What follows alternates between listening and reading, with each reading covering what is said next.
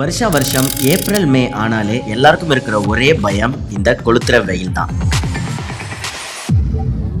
ஆமாங்க, இந்த கொளுத்துற வெயில்னால நமக்கு ஏராளமான பிரச்சனைகள்ல நம்ம உள்ளாகும். ஸோ பாடி ஹீட் யூஸ்வலாக பார்த்தீங்க அப்படின்னா நம்மளுடைய உடம்புல ஒரு டெம்பரேச்சர் இருக்குங்க. அது 97 ஃபாரன்ஹீட் ஹீட்லேருந்து 99 டிகிரி ஃபாரன்ஹீட்டுக்குள்ளே அடங்கும்.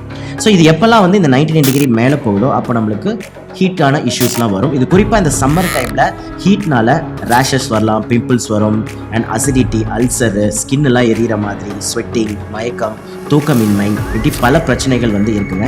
ஃபஸ்ட்டு தண்ணீரை குடிக்கணும். ஆமாங்க, ஸோ எங்கெங்கேயோ காஸ்ட்லியாக போய் கூல்ட்ரிங்க்ஸை குடிக்கிற விட்டுட்டு நம்மளுடைய பேசிக்காக நம்மளோட தண்ணி வாட்டர் கன்சம்ஷனை சரி பண்ணிட்டாலே பாதி பிரச்சனை இல்லைங்க.